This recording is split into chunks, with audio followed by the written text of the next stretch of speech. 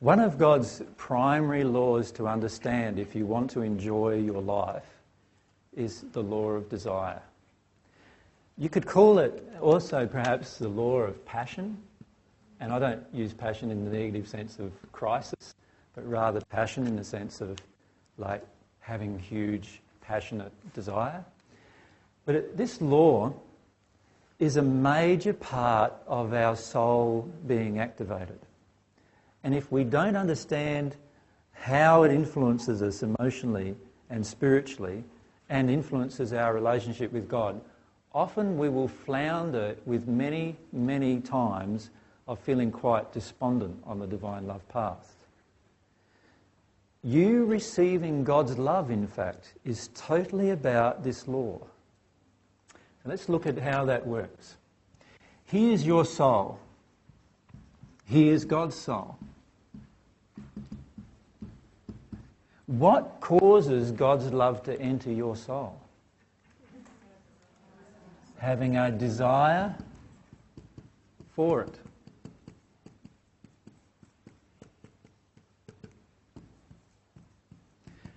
The desire for divine love causes the Holy Spirit, God's active force, if you like, that is of the highest order.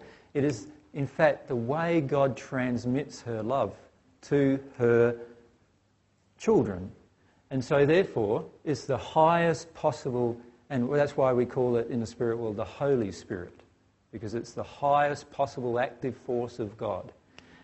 And that Holy Spirit connects through this aspect of desire. That's what it means to have a longing for divine love. It means to have a desire, a passionate desire to be loved by God, and also, of course, to love God. Now, remember there were three things we need on the divine love path to progress. Do you remember what those three things primarily are? A longing for... Right, so a longing... Remember we've got to use a longing for divine love. A longing for divine truth. And what's the third? What's humility?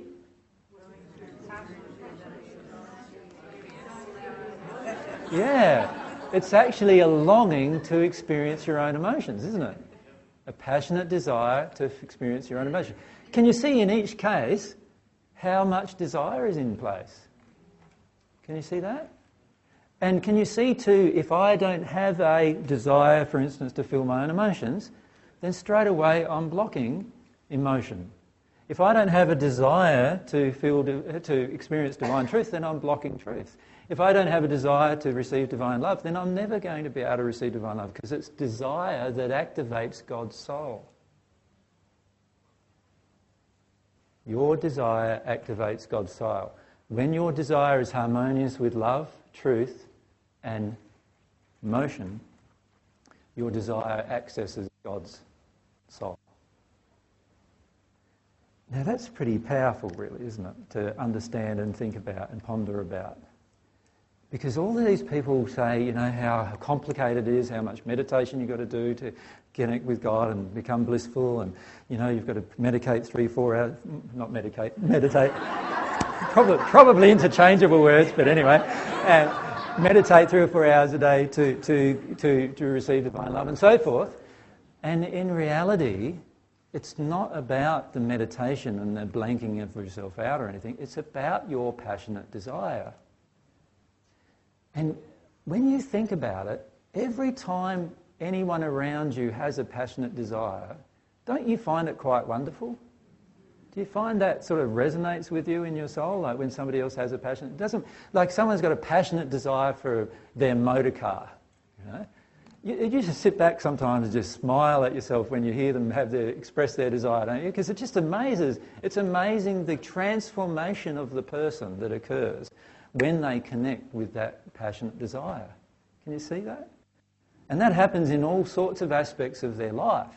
a passionate desire to have a family. Now there would be a high likelihood this family will be brought up in a manner that's harmonious with love. If you don't really care about having children and you have one, how do you feel then? Not very, very passionately desirous of having the child, so therefore there's this blockages to actually then having the child grow up with an environment of love.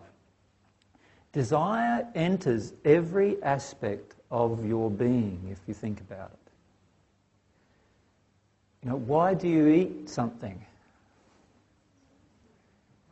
Because there's this feeling inside that generates a feeling that I need, that I want to have something inside of me, food, to fill it. Now, sometimes that feeling will be an emotional injury, but it's still based around a desire that drives you, right? So in the end, it is a desire that is driving even desire to eat food. Because if you didn't have that desire, would you bother eating? Probably not, would you? If imagine God made you that you felt full all the time.